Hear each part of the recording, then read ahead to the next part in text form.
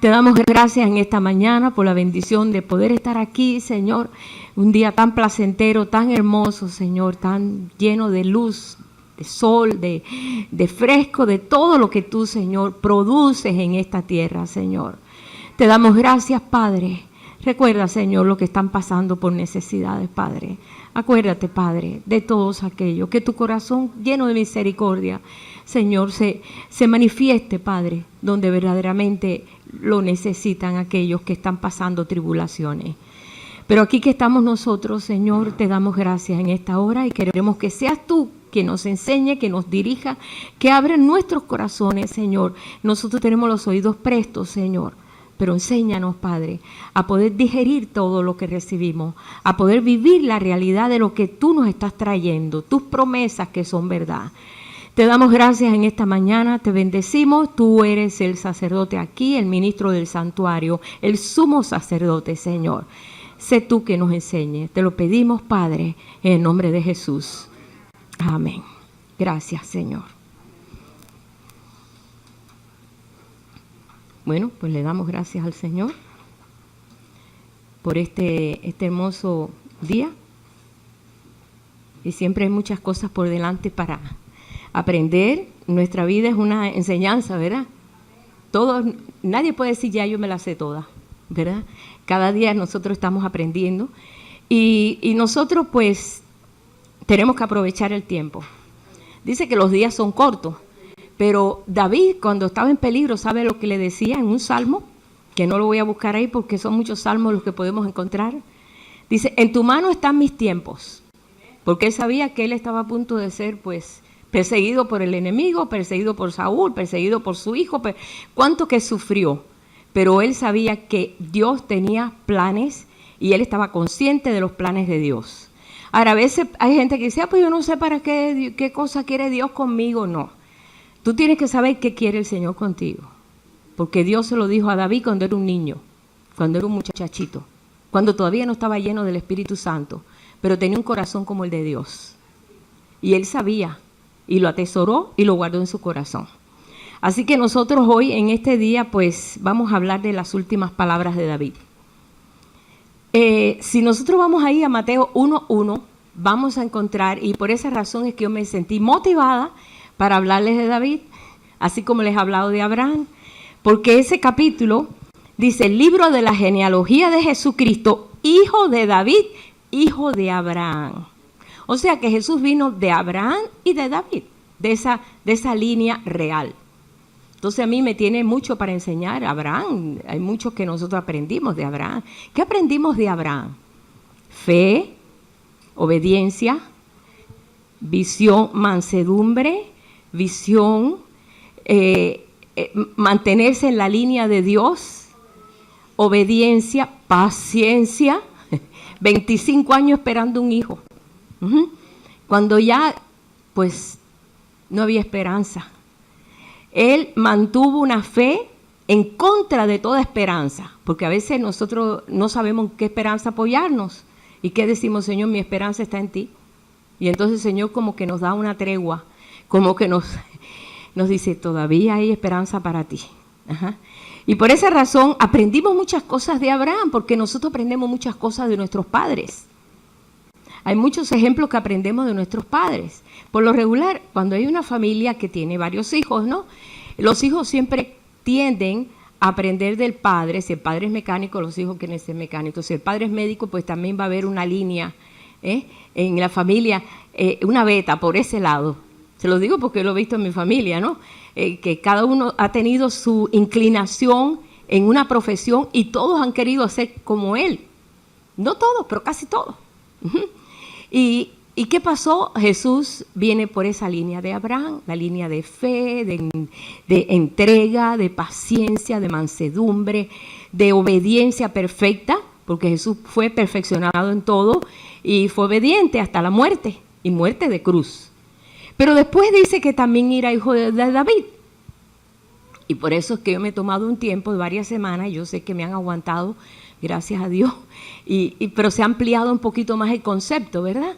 Porque cuando se hablaba de David, se hablaba de los pecaditos de David. Digo, yo siempre oí eso, Y hasta me molestaba porque tenemos siempre que estar sacando lo malo de la gente, cuando hay tantas virtudes.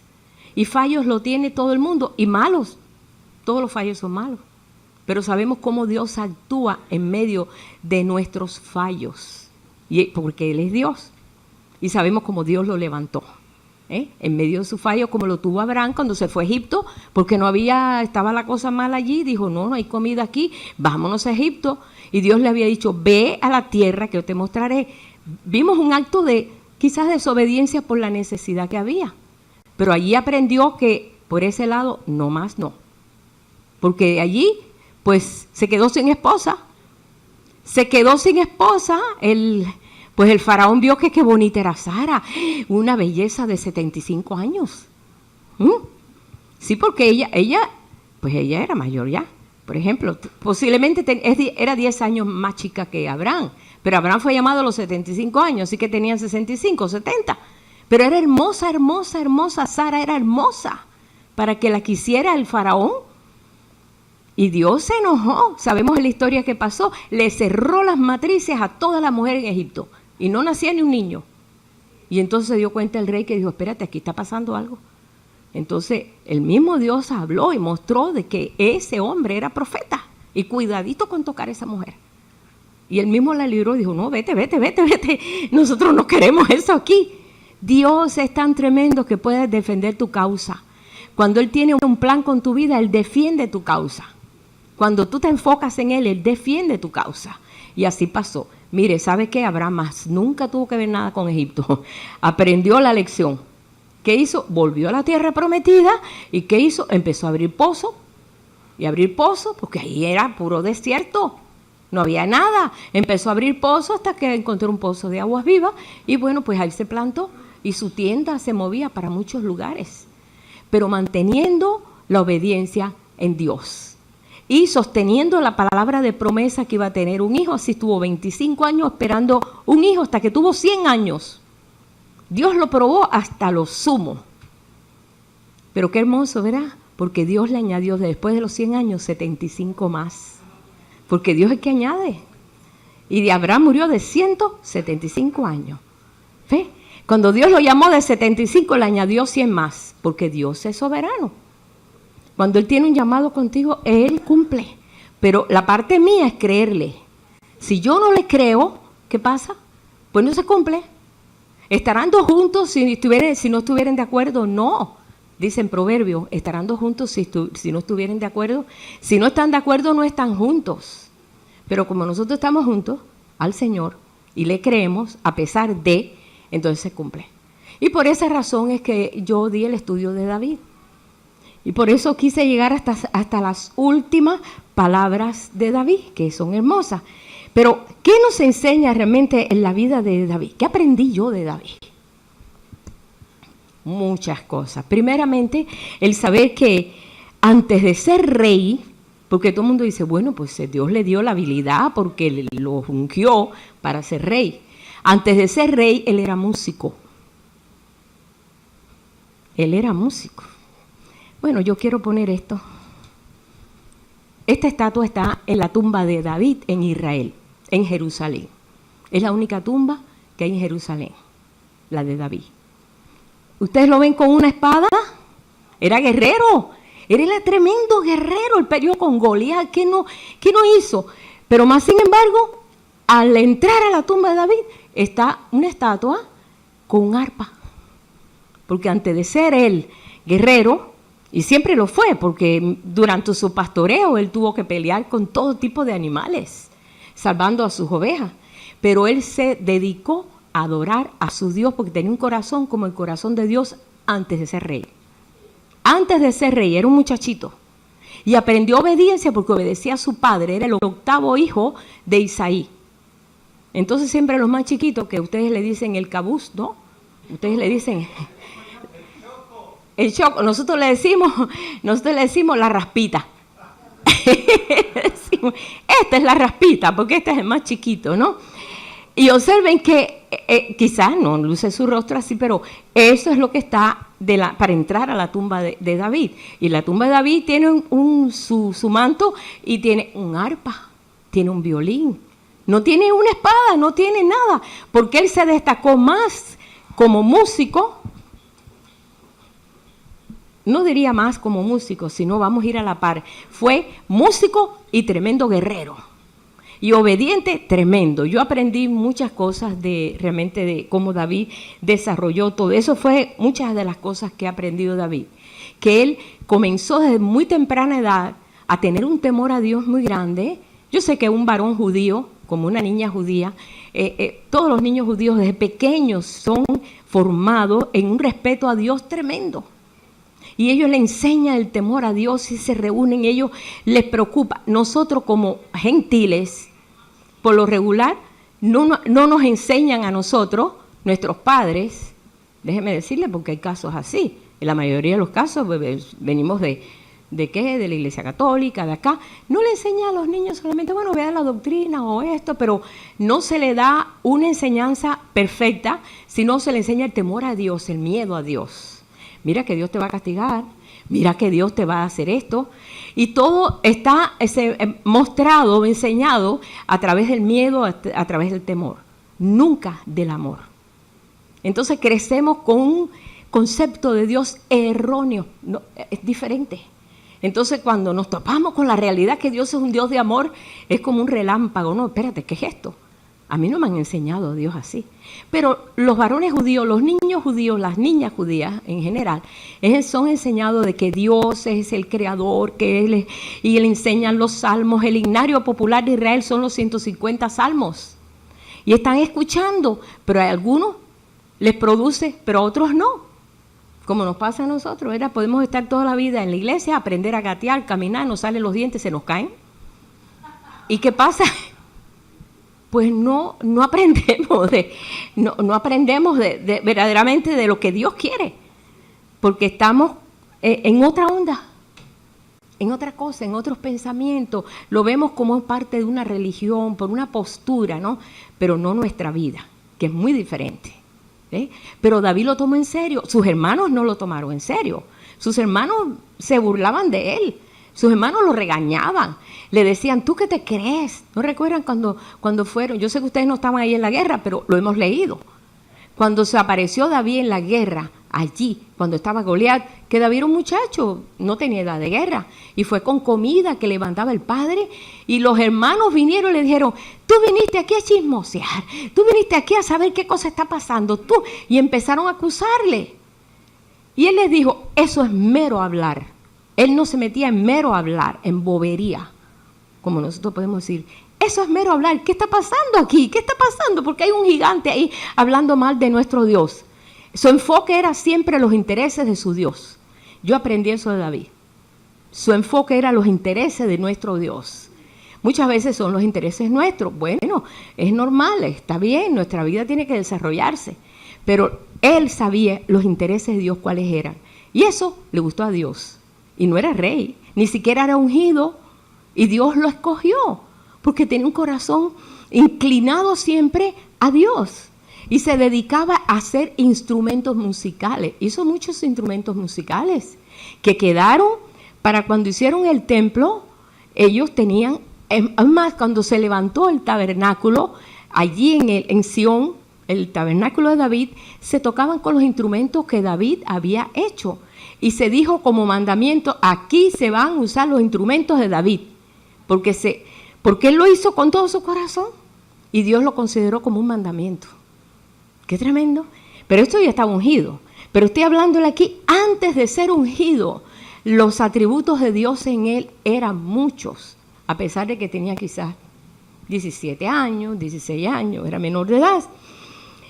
Antes de ser rey y ser ungido, ya él enfrentaba grandes peligros allí cuidando las ovejas. Él no dice, venía un lobo, yo lo mataba, venía a destruir las ovejas, y venía un león, yo lo mataba con mis manos. Así le dijo a Saúl, antes de ser ungido. Ya después que fue ungido por Samuel, aún todavía podemos ver la fortaleza que todavía él tuvo, la determinación, pero nunca se le fue a la cabeza de decir, yo soy el futuro rey de Israel. Ni siquiera lo dijo, ni siquiera se lo dijo a Saúl. Es más, ni siquiera se lo dijo, los únicos que sabían aquello era el papá de él Y sus hermanos que estaban ahí presentes, ¿verdad? Cuando empezó Samuel a decir, Señor, ¿a cuál unjo? Ese no, ese tampoco, ese tampoco, ese tampoco. Entonces le dijeron, ¿dónde? Ahí tú tienes otro hijo. Y dice, bueno, espérate, sí tengo otro. Yo creo que hasta se lo había olvidado el hijo. Pero está cuidando las ovejas, tráemelo. Porque no me muevo de aquí hasta que Dios me diga cuál va a ser el ungido. Cuando entró David, dice, era hermoso parecer, rubio y de hermoso parecer, así dice en la Escritura. Y Dios le dijo, ese es. Y era un muchachito. Dios hace cosas que no maneja en nuestra mente eso. ¿Cómo va a ungir un muchachito para ser rey de Israel, por favor? No iba a ser rey de Israel ya. Iba a ser rey de Israel cuando tuviera 30 años. Tenía 16, quizás hasta 15. Porque un varón de 12 años ya es mayor de edad. Un varón judío. A los 12 años ya entra con los varones en la sinagoga, ya entra a lugares, ya tiene su manto de oración, su filacteria, ya su tefilín, tiene todos los elementos para adorar a Dios de 12 años. Así que posiblemente haya tenido 13, 14 años quizás, pero ya tenía una seriedad con su Dios tan grande que sabía que Dios era el que estaba poniéndolo en esa postura de tanta responsabilidad de ser rey de su nación, de su pueblo. Pero no se le fue a la cabeza. No dijo, ahora yo soy el gran apóstol. Ahora yo soy el gran rey. No, nunca se le fue a la cabeza, hermano. Hasta inclusive nunca dijo mi pueblo. Siempre dijo, este es tu pueblo, Señor. Este es tu pueblo. Tú eres el rey de Israel. Aquí yo soy solamente un delegado tuyo. Él sabía que era rey, después cuando fue ungido. Pero bueno, yo aprendí de él que él podía enfrentar cualquier cosa sin temor. Porque a veces nosotros enfrentamos cosas, pero vamos con las piernas así, ¿no? Ahí salió, en Facebook salió, bueno, pues imagínense, toda la familia que yo tengo allá en Miami. Dice, mi abuelita está haciendo café cubano para aguantar el ciclón, el huracán. Y entonces se ve ahí uno ahí con el café y se le está cayendo todo el café porque está temblando, porque los vientos son fuertes. Y hasta yo me reí, yo dije, ay, bueno, después de todo hay que tomarlo todo así, de esa forma. Me dio tanta gracia. Dice, así está mi abuelita haciendo café cubano, temblando. Bueno, nosotros enfrentamos las cosas a veces así, temblando, diciendo, ay, ¿y Dios me respaldará? ¿Y Dios me respaldará a mí? Ay, Señor. David nunca tenía temor. Yo digo, ¿cómo este hombre no tenía temor? Él sabía el peligro, porque para eso tenemos nosotros, en nosotros hay una parte sensible que Dios ha puesto en el ser humano para saber cuando hay peligro, para saber cómo manejar situaciones. Pero él eso, mira, lo pasaba por alto. Y decía, no, si Él es mi Dios que me saca de todo, con mi Dios saltaré los muros, con mi Dios haré. Él sabía quién era Dios. Y a eso es lo que nos está llevando. Es conocer quién te está respaldando, quién es tu Dios. Es un Dios que no maneja el temor, el miedo. El miedo pone lazo, dice en Proverbios. Te ata. ¿No te has dado cuenta que cuando uno se da un susto se queda paralizado? Y no puedes hablar. Empiezas a hablar para adentro. Ay, y te quedas en shock. No sabes qué hacer, Dios mío. ¿Y ahora qué hacer? Como pasó, nosotros vemos mucha gente aquí en las escrituras, tenemos muchos ejemplos de gente que pasaron sustos grandes cuando un ejército venía contra ellos, cuando Gedeón, que se escondían porque iba a venir un ejército contra los madianitas. Pero yo veo que David, un gigante, con una piedra yo lo tumbo. Eso no es nada, conmigo va el mero, el mayor de todo. No, eso no es nada. Y no le quisieron ni creer, porque recuerda, hermano, que la fe realmente se desarrolla no por lo que tú ves, sino por lo que tú crees. Bienaventurados los que creyeron sin ver. Es que dijeron, bueno, ¿y ahora? Estoy mirando que hay un ejército por aquí, otro ejército aquí, otro ejército aquí, otro ejército aquí. Así pasó la guerra de los 6 días en Israel, en el año 66, que todavía Jerusalén estaba apropiada por lo que es el sistema palestino. Y ellos no podían adorar en el muro de los lamentos. O sea, ellos no podían, no se les permitía el único lugarcito que quedó del templo. Y en 6 días acabaron con 4 ejércitos. ¿Quién les dio la fuerza? Dios. Porque estaba escrito en las profecías. Estaba escrito y se basaron en las profecías.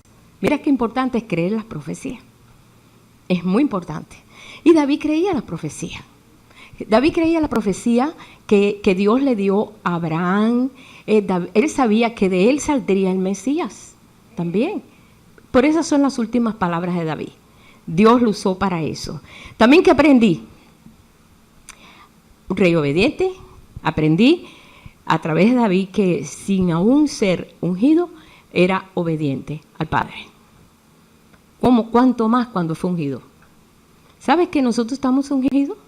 Que la unción del Santo en nosotros pudre todo yugo.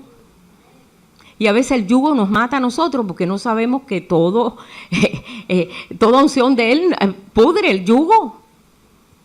¿Por qué? Porque estamos viendo nosotros el yugo, pero no estamos viendo al Señor. Y vemos, ay, no, esto va a ser imposible, ¿cómo nosotros vamos a hacer esto? Pero el Señor nos está enseñando. Él está levantando una generación que le cree. Simplemente que le cree como le creyó Abraham y como le creyó David. Por eso Jesús vino a ser llamado Hijo de David. ¿Recuerdan cuando le decían, Hijo de David, ten compasión de mí, aquel ciego?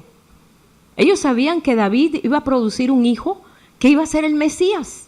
Pero ¿sabe cuántos años pasaron para que eso ocurriera? 1000 años. Pero como para Dios 1000 años, como un día, para Dios se le hace fácil, para nosotros no. Por eso ellos lo creían y lo esperaban en fe y más nada, ¿sí? Antes de ser rey amaba a Dios como más que sobre todas las cosas. Él amó a Dios con todo su corazón. Y antes de ser rey tenía un corazón como el corazón de Dios. Por eso nosotros decimos, bueno, pues qué bueno que el Señor hoy nos ha puesto un sello de garantía y nosotros hoy somos ungidos, estamos ungidos todos. Todos estamos llenos del Espíritu Santo. Lo dice aquí cuando el Señor ya se iba, pues ya había resucitado, llevaba 40 días resucitado Jesús. Hablando con los discípulos 40 días acerca del reino. Eso está en Hechos. En el libro de los Hechos, eso sí lo voy a leer. En el libro de los Hechos, en el capítulo 1, vamos a leer un momentito aquí, qué propósito, porque muchas veces decimos, bueno, ok, ya el Señor me ungió con su Espíritu Santo, ya, tú tienes que pasar por un entrenamiento, no estoy hablando de un seminario, aunque ya vamos a comenzar el seminario el viernes, ¿sí? Pero no estamos comenzando un seminario para hacernos más cabezones o más grandotes, o que nuestra cabeza inteligente no, sino para seguir pautas, cosas que el Señor ha revelado, para confirmar profecías, para confirmar cosas que el Señor nos está enseñando y poder vivirlas, ¿no? Quizás ya todos sabemos todo esto, pero muchos hermanos a través de internet están recibiendo estas clases también y yo me gozo en eso.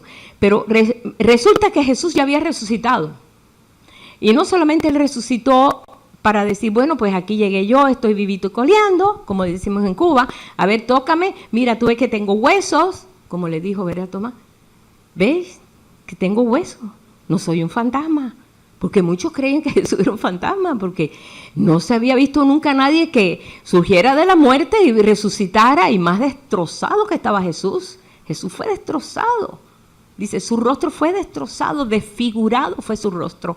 De los golpes que le dieron, le alaron las barbas, le golpearon, le pusieron la corona de espinas, le dieron latigazo. O sea que estaba destrozado. Y de buenas a primeras ellos lo ven, que no lo reconocían. Ellos no reconocían a Jesús, porque apareció, pero no podían saber que era Jesús. Hasta que el mismo Señor, entonces recuerden que le dice a Tomás, mira mis manos y mira mi costado. Pon tu mano en mi costado. Yo mismo soy. Las únicas huellas que tiene Jesús se las hemos hecho nosotros, que son en sus manos, en su costado y en sus pies. Son las huellas que nosotros les produjimos a Él, porque por nosotros murió. Bien. Dice aquí, vamos a capítulo 1, verso 4 al 8. Hechos 1, 4 al 8. Recuerden que Jesús estuvo 40 días enseñándole, 40 días, observen hermano, enseñándoles acerca de el reino. Eso no se escribió en ningún lado. Eso el Espíritu nos lo tiene que revelar a nosotros, porque eso no está escrito en ningún lado. Pero el Señor sabe que por la unción el Señor nos podía revelar si verdaderamente yo anhelo eso o si yo quiero eso. Bien, vamos a leer. Y estando juntos les mandó que no se fueran de Jerusalén, sino que esperasen la promesa del Padre, la cual les dijo, oísteis de mí. Porque Juan ciertamente bautizó con agua, mas vosotros seréis bautizados con el Espíritu Santo dentro de no muchos días. Entonces los que se habían reunido le preguntaron diciendo, Señor, ¿restaurarás el reino a Israel en este tiempo? ¿En este tiempo? ¿Qué le dijo el Señor? No les toca a vosotros. No les tocó a ellos. Nos tocó a nosotros. ¿Ok? Nos ha tocado a nosotros. Vuelvo y lo repito. Entonces los que se habían reunido le preguntaron diciendo, Señor, ¿restaurarás el reino a Israel en este tiempo? Les dijo, no os toca a vosotros saber los tiempos o las sazones que el Padre puso en su sola potestad. ¿Cuántos años han pasado de estos? 2000. El Señor juega con miles de años. Le gusta mucho número. Pero para Él es como un día. Para Él ha sido como un pestañazo. Pero recibiréis poder cuando haya venido sobre vosotros el Espíritu Santo, y me seréis testigos en Jerusalén, en toda Judea, en Samaria y hasta lo último de la tierra. Bien, eso lo hemos recibido. Y sabemos que ellos fueron llenos del Espíritu 10 días después de esto. Ellos estaban allí en ese aposento alto y vino un viento fuerte a las 9 de la mañana. Y ellos fueron llenos del Espíritu Santo y fuegos repartidos sobre todo, sobre sus cabezas, en 120 personas. Entre ellos estaban los discípulos, entre ellos estaba María también. Y fueron llenos del Espíritu Santo y se llenaron de un poder increíble. Y comenzaron ellos a, un cambio muy grande hubo en la vida de ellos. Ya ellos no tenían temor, ya ellos estaban enfrentando prisiones, cuántas cosas no pasaron en toda esa etapa que conocemos de la iglesia del primer tiempo. Pero ahí vemos nosotros que eso no pasó allí y ya no pasó más. El Espíritu Santo nos capacita a nosotros hoy para que podamos nosotros actuar o vivir o desarrollar igual que ellos, exactamente igual que ellos. Nosotros decimos, yo hubiera querido haber estado en ese tiempo ahí para tener poder.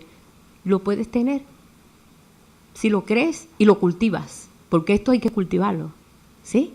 ¿Por qué? Porque hay un entrenamiento previo. Ese entrenamiento lo vivió David. David vivió un entrenamiento fuerte, perseguido por el rey. Ya hemos estudiado mucho sobre todo lo que pasó. Hasta su hijo lo traicionó y le tomó el trono y lo buscó para matarlo. ¿Qué no pasó David? Pero eso desarrolló en él un carácter de rey. Mas, sin embargo, a veces decimos, yo soy rey y sacerdote del Señor. Espérate, está pasando un entrenamiento contigo. Pero cuando viene una situación, entonces nosotros estamos, ay Dios, ¿por qué me pasa eso? Un rey no hace eso. Un rey no hace eso. Un rey sabe que va a enfrentar situaciones. Los reyes de la tierra, claro, ahora los gobiernos son muy diferentes, pero hay reyes todavía en la tierra. Ellos tienen que enfrentar situaciones en su reinado. Tienen que poner su cara y saber qué se va a hacer. Los reyes han pasado a un grado todavía más inferior. Pero antes no, el rey que decidía y que ponía las cosas en orden. ¿Cómo yo voy a poner las cosas en orden si no hay madurez en mí? Si no sé cómo hacerlo. Por esta razón el Señor entrenó a David y nos está entrenando a nosotros. Por eso es que vienen situaciones así difíciles y decimos, ¿cómo manejo esto? Dios mío, dame fuerza, ¿cómo manejo esto, Señor? Vas a tener todas las herramientas para manejarlo, porque Dios lo que te está entrenando. Entonces, ahí tú sacas una estrellita y ahí sí la hice, porque el Señor fue mi ayudador. No temeré lo que me pueda hacer el hombre. Eso lo decía David en los Salmos. El Señor es mi ayudador, no temeré, no temeré. Aunque se levante guerra contra mí, yo no temeré. Aunque contra mí se levante un ejército, yo no temeré. Salmo 27. Ahorita lo vamos a cantar. ¿Por qué? Porque yo me esconderé en tu tabernáculo en el día malo. David no se iba al tabernáculo ahí arriba y se metía ahí en la sala, ahí en el saloncito, porque era una tienda. ¿Qué seguridad hay en una tienda? Sino estaba diciendo, me meteré ahí en la presencia tuya y yo sé que ahí yo me sostendré. Y eso le ayudó a él a entrenar una fe muy grande, o sea, ensanchar una fe que ya estaba en él. Pero bueno, estas son las situaciones que nosotros estamos aprendiendo por la vida de David, que vamos a terminar hoy en este día. Y tenía un corazón de adorador. Por lo regular, cuando viene una tragedia, se los digo porque estoy viendo lo que está pasando en Miami, vi un montón de hermanos en una playa, que Miami está rodeado de mucha playa, todo es playa, adorando a Dios, clamando al Señor, adorando a Dios. Me gustó, lo puse en mi muro. Porque cuando viene una situación así, o odias a Dios o lo amas, pero Dios te prueba. O dice, ay, qué malo es Dios, o dice, bueno, Dios, en tu mano está mi vida. Eso es diferente. Y allá se fueron a las playas niños, gente mayor, gente ahí se fueron a adorar al Señor y estaban cantándole a Dios. Y ahí estaba el viento, ahí estaba el mar ya moviéndose porque se estaba acercando el huracán Irma. Es una buena forma de desarrollar una fe en medio de una tormenta. En medio de una tormenta, porque la fe se desarrolla aquí con un techito, con aire acondicionado, una sillita cómoda y esperando en un lonche muy rico y todo muy bueno, pero cuando falta el lonche y falta esto y falta esto y falta, ¿dónde me pongo? Entonces el Señor es tu ayudador. Entonces ahí el Señor te dice, ¿sabes qué? Yo estoy contigo. Ay, nos viene el alma al cuerpo y el Señor dice, yo voy a solucionar el asunto. Pero cuando tú se lo dejas a Él, Él no va a hacer nada si tú no se lo dejas a Él. Yo a veces veo gente, bueno, hermanos y personas desde lejos que nos llaman y nos dicen, hermano, quiero que ore por esto, que Dios haga esto y que Dios haga esto y que, espérate, yo no le voy a sugerir nada a Dios. Yo le voy a decir, Señor, haz lo que tú quieras. Pero yo no le voy a decir al Señor, y mata a este y levanta a aquel y sana a aquel y levanta al otro y que me saque la lotería. ¿Verdad? ¿No es verdad? ¿Por qué? Porque yo le doy soluciones a Dios. Pero espérate, Dios no va a tomar mi solución. Él va a hacer lo que Él quiere. O muchas veces queremos que Dios nos diga sí y hay un silencio porque te dijo que no. Y entonces tú te quedas, ay Dios mío, ¿y ahora qué? Ahí se va a desarrollar la fe y ahí te vas a dar cuenta que Él puede tomar control en el asunto. Y eso aprendió David. Cuando vino el sacerdote Sadoc y Abiatar, que estaban con David y su hijo le tomó el trono, pues estos sacerdotes se llevaron el arca del pacto, iban detrás de David con el arca del pacto. Y David eso, pero como ustedes traen el arca del pacto tiene que estar en Jerusalén. No, pero David, estamos contigo y traemos el arca del pacto.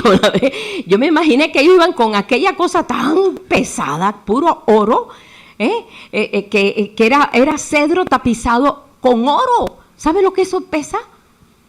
Bueno, en este caso no, en este caso todavía no era cedro, en este caso todavía era madera de acacia, que es una madera más liviana. Pero el oro, yo sé que un anillito que pesa un poquito, que tiene mucho oro, imagínense ustedes una cosa que tiene unos angelotes así, y todo eso es oro macizo, ¿cuánto pesaría? Y ellos subieron la cuesta de los olivos con aquel peso, porque no querían dejar la presencia de Dios allá donde estaba el hijo de David tan malo, que sabe Dios lo que iba a hacer con el arca.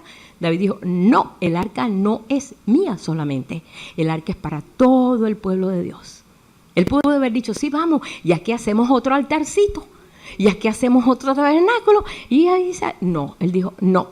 Siempre se dijo, Jerusalén es mi ciudad, Dios lo dijo, allí debe estar el arca, devuelvan el arca y bajen otra vez la loma con eso arriba. Eso es un despegue de la presencia de Dios, sabiendo que Él estaba haciendo lo correcto. Y los sacerdotes fueron, llevaron, y con miedo, no sé cómo fue la cosa, pero Absalón no tocó un pelo de su cabello, y los dejó. Porque David le dijo, ¿y sabes qué? Si Dios me da a mí el poder regresar allí a su tabernáculo y ver esa arca, gloria a su nombre. Pero si Dios está conmigo y me llama la atención y me dice, no mereces ver eso, que Él haga lo que Él quiera. Hermano, eso no es una oración que yo oigo a menudo. Nosotros, oh Señor, tú sabes que yo soy un hijo fiel. Y tú sabes que yo doy la vida mía por el pueblo. Y ponemos nosotros nuestros atributos ante los de Dios. Sí lo digo porque yo he oído oraciones así. Tú sabes que yo soy un hijo obediente. Mentira, ni obediente era. Pero bueno, Señor, el Señor todo se lo cree. No, el Señor no se cree todo. Él conoce tu corazón. Lo que habla tu boca, Él lo pasa por un filtro. Mejor, dice, es estar en silencio delante de Dios que hablar necedades. Porque conoce hasta los pensamientos nuestros. No podemos engañarlo de ninguna forma. David dijo, si Él tiene contra mí algo, Él haga lo que Él quiera. Qué hermoso. Para mí fue todo eso está escrito, hermano. Todo eso está escrito ahí en 2 de Samuel. Léase todo eso porque eso nos enseña. Pero bueno, vamos a ver las últimas palabras de David. Dios le dio larga vida. Dios le dio volver a sentarse, reinó 40 años sobre Israel. Bueno, sabemos que empezó con Judá y después con todo Israel. Fue el mejor rey que hubo. Voy a poner otra vez aquí, porque han llegado otros. Esta es la estatua que está a la entrada de la tumba de David en Israel. Y lo vemos con su arpa, ya rey, con su corona, pero no suelta el arpa. Dice que él 7 veces al día alabo tu nombre. Eso lo ve en los salmos. 7 veces al día alabo tu nombre, Señor. Adoraba a Dios en su cama porque estaba viejito, pero nunca dejó de adorar a Dios. Ni aun cuando su hijo lo traicionó, subió llorando la cuesta de los olivos descalzo, se quitó la corona, se quitó todo el traje real, se cubrió la cabeza, cosa que el rey no hacía, y subió la cuesta de los olivos llorando. ¿Y sabe lo que iba a hacer? Adorar a Dios allá en la cumbre del monte. Y su hijo lo estaba buscando para matarlo, pero él fue a adorar a Dios. ¡Qué integridad! ¡Qué manera! Pero ¿sabes qué me está recordando? Jesús. Jesús, hijo de David. Jesús fue así. ¿Cómo estaba Jesús en la cruz destrozado? Padre, perdónalo, ellos no saben lo que hacen. Fíjense qué corazón, hermano. Te están matando, te están destruyendo, y tú todavía estás perdonando. ¿Cómo es posible? Yo digo que lo más alta prueba de amor es perdonar a los que nos hacen daño. Cuando tú tienes que perdonar a alguien que te ha hecho daño, no es asentarle, decir, bueno, hiciste bien. No, sabes que hizo mal, pero aún así yo me desato de esto. Y eso es lo que Jesús hizo. Se desató de todo. Padre, en tus manos encomiendo mi espíritu. ¿Con qué espíritu? Dice que lo gritó tan grande que las piedras se partieron y produjo un terremoto en el momento que Jesús murió. ¿Qué clase de voz salió ahí, verdad? De ese Dios, hombre, para poder realmente llevarnos a nosotros hoy en este día a ser hijos. Tremendo. Yo siempre pongo esto porque yo tomé esa foto y yo me gocé porque a mí me impresionó. Yo dije, no lo puedo creer que David no está con una espada ahí, siendo el tremendo guerrero que hubo en Israel, sino el dulce cantor de Israel. Y quiero leer eso y vamos a terminar aquí ya. Vamos a leer aquí en el último 2 de Samuel 23, donde habla de las últimas palabras de David. Capítulo 1, capítulo 23. 2 de Samuel. Estas son las palabras postreras de David. Dijo David, hijo de Isaí, dijo aquel varón que fue levantado en alto, el ungido de Dios, del Dios de Jacob, el dulce cantor de Israel, dulce cantor de Israel. El Espíritu de Jehová ha hablado por mí y su palabra ha estado en mi lengua. El Dios de Israel ha dicho, me habló la roca de Israel. Y aquí trae tremenda profecía que habla de su Mesías, de nuestro Mesías, de Jesucristo. Habrá un justo que gobierne entre los hombres, que gobierne en el temor de Dios y será como la luz de la mañana. Y sabemos que Jesús es la luz de justicia, yo soy la luz del mundo, Él lo dijo, yo soy la luz del mundo. Como el resplandor del sol en una mañana sin nubes, como la lluvia que hace brotar la hierba. Y da esa palabra. Y se cumplió 1000 años después en la persona de Jesús, hijo de David. Qué hermoso, hermano, que trajo una profecía hablando, el sol de justicia va a nacer a Israel. Y habló de Jesús. Todo esto que nosotros, pues, Jesucristo, descendencia de David, nos ha enseñado a través del carácter de Abraham, a través del carácter de David, cómo se desarrolla un hombre de Dios en las buenas y en las malas. Si tú eres un adorador en las malas, tú vas a ser un adorador bueno en las buenas. Pero si tú eres probado que en las malas tú eres un adorador, hermano, te llevas la medalla, te llevas el premio, porque has vencido. Yo digo que eso es el plus, ¿no? Llegar a un 100 plus, de poder llegar a ese punto. Y es un reto. Nosotros hoy en día estamos bajo un reto. Estamos siendo entrenados. ¿Por qué? Porque somos el pueblo del tiempo postrero. Al tiempo postrero que estamos viviendo es un tiempo muy demandante. Porque estamos venciendo en medio del entretenimiento. Muchos están muy entretenidos en otras cosas. En la ciencia, en esto, tantas cosas, hermano. Ahora que hay más entretenimiento que nunca. Porque dice el Señor, no distraigas la atención. Como dice el canto, de la vista del Señor. No distraigas. Nosotros no podemos estar distraídos en esta hora, sino entendidos. Entendido cuál sea la buena voluntad, la agradable y la perfecta, la que el Señor nos está llevando en esta hora. Yo quiero orar y ponernos en pie en esta hora, ya que y ahora sí que terminamos con este estudio, David. Y le damos gracias a Dios que nuestro David, nuestro Señor Jesús, el que pagó el precio, es decir, que derramó su sangre. David no derramó su sangre por nosotros. Él solamente fue un instrumento, un puente para que ocurriera lo que iba a ocurrir, que iba a venir el Mesías. Y yo quiero darle gracias al Señor en este día y declarar la victoria que el Señor ha puesto a través de todos estos ejemplos. Empápese en los ejemplos, porque aprendemos de los ejemplos. No lo tenga como un libro de texto, no lo tenga como un libro de, bueno, ahí tengo que leer un salmo. No lo tenga así, porque este es un legado que Dios nos dio. Es el libro más antiguo del mundo, que tiene tremendo, podemos decir, es un bestseller. Ningún libro tan antiguo, de tantos miles de años, tiene podemos decir, el contenido de vida que nosotros, gracias a Dios, hemos alcanzado a tenerlo y tenemos libertad de tenerlo. Corea del Norte no puede tener nadie Biblia, ¿sabe eso? No, hay países que no, esto es prohibido. No se puede tener esto. Y nosotros tenemos 4, 5, 10, las que querramos. Vete al H-E-B, hay muchas. Vete a la tienda del dólar, está $1. ¡Qué tremendo! ¿Qué alcance tenemos para que nosotros no desperdiciemos el tiempo en esta hora? Vamos a orar, ¿sí? Es la herencia que nos dio el Señor, pero tenemos que apreciarlo. Todas esas vidas, toda esa gente trabajaron para nosotros y nos han dado a nosotros un legado. Ellos lo vivieron y nos dejaron el legado. Es como decir, ay, ahora me acuerdo que yo vi que mi padre me enseñó y este principio sigue hasta a nuestros hijos, nuestros nietos. Así mismo es también ese legado. Dios mío, te damos gracias. Gracias, Padre, te damos. Te damos gracias, Padre, por el legado que tú nos has dado, Señor. Tu palabra es verdad. Todos los que escribieron aquí, esos 40 personas, 40 hombres que escribieron, todo lo que está contenido aquí, y aún las cosas que está escribiendo el Espíritu Santo en nuestro corazón, Señor, son cosas que verdaderamente las tenemos que atesorar, Señor. Ayúdanos en esta hora, Padre. Señor, que todo espíritu de entretenimiento, todo espíritu que nos tiene a nosotros, léelo, Padre, en otras cosas, Señor.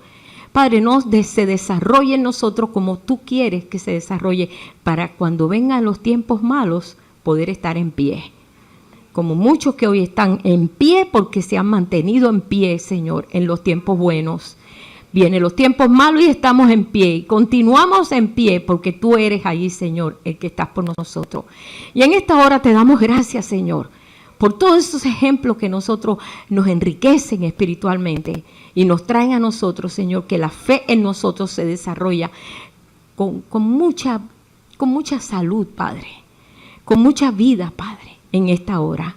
Yo te pido, Señor, en esta hora por tu pueblo, los que estamos aquí, los que estamos lejos, los que están a través de internet, todos, Señor, porque todos estamos siendo entrenados para un tiempo glorioso y precioso que nos ha tocado vivir a los postreros. Tú lo dices, Señor, yo con los primeros y yo con los postreros.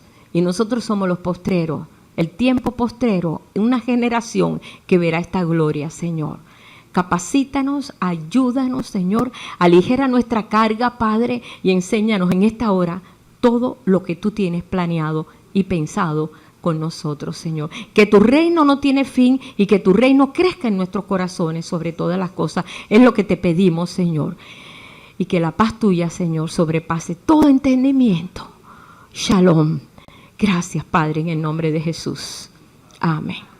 Gracias, Señor. Aleluya.